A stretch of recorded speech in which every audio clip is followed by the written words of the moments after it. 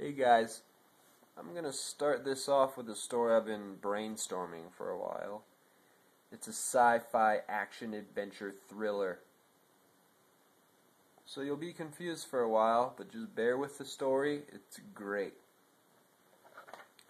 I would tell you how I ended up on this hostile planet Zhru, hiding out in a cave I found while running away from the Zhrux after our ship got blasted out of orbit from the moon Brudar.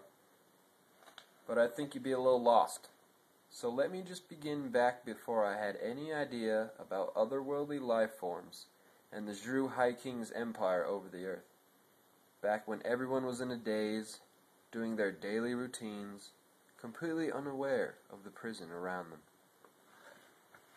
Hey, lay off! I'm never late, I never steal, I never disobey orders or anything insubordinate, I say to my boss.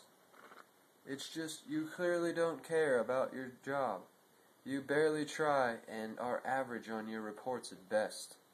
You just need some motivation. Why not get a girlfriend, huh? A little compassion? Affection? No, I retort. I'm destined to be alone.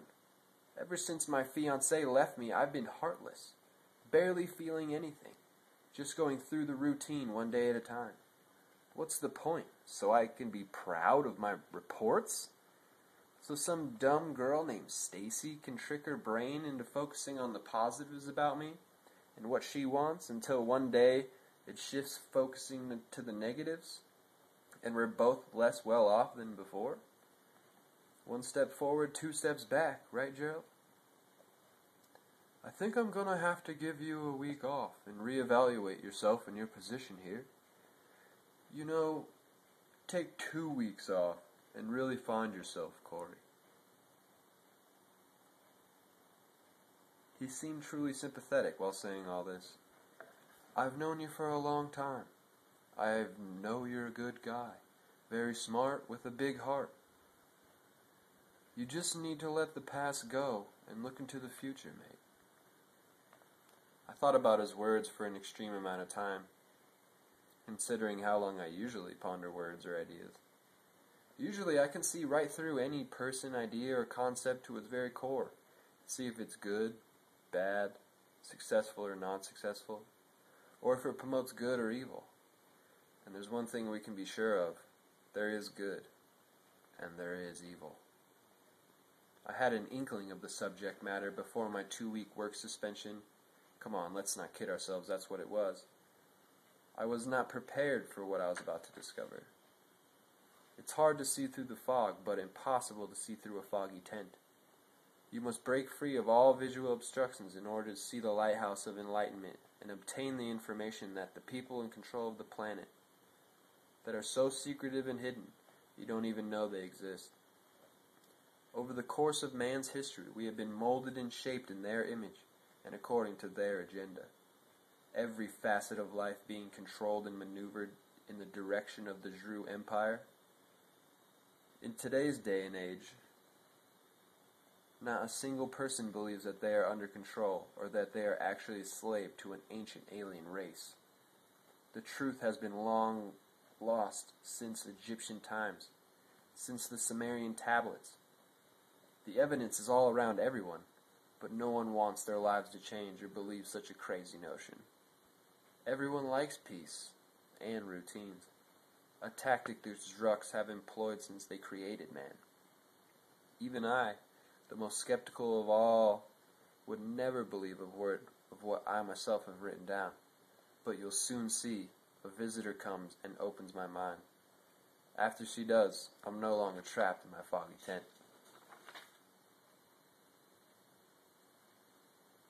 It was the first day,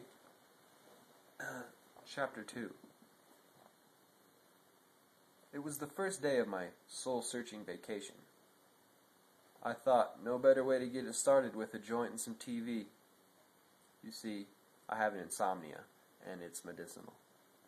Anyways, flipping through the channels, super calm and just analyzing and interpreting everything I see. When it comes across a commercial from Global Core's new 75-inch diamond cell fragment holo TV, and my mouth starts drooling. Whatever feelings I had left inside all went towards this HoloVision 75-incher. I took it as my soul calling out to obtain happiness from this TV. Screw it, I thought. I have the next 2 weeks off paid for.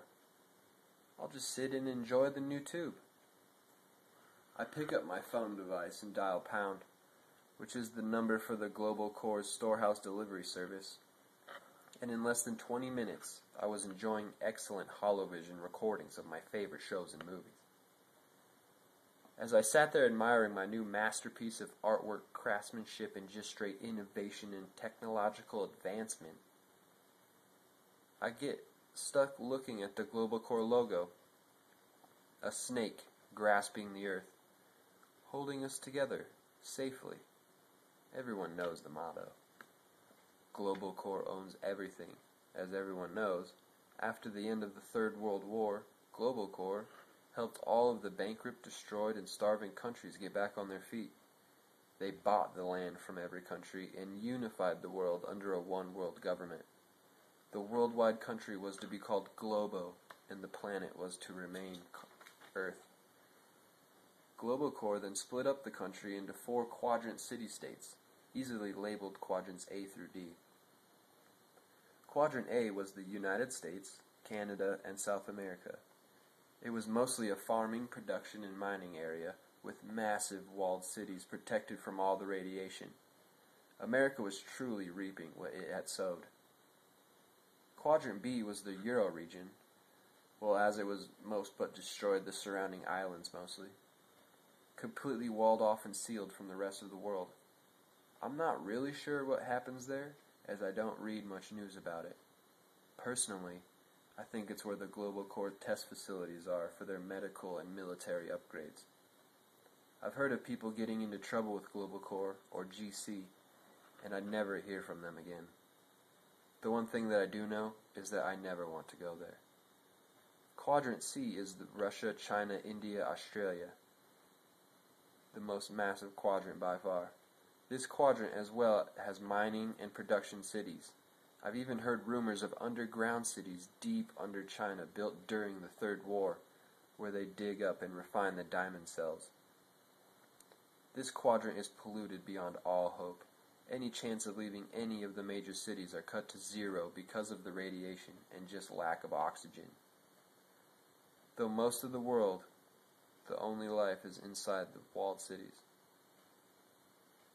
But of course, that brings me to my quadrant, Quadrant D, which is solely Africa and Antarctica. The high elite powers of GC have long planned for the day they were to set the plans of the Earth into motion. They kept the regions mainly poor and untouched, waiting for the day they would move in, exterminate the locals of the entire continent, and cultivate and control everything. We live the good life here, living off the luxuries that the rest of the world provides.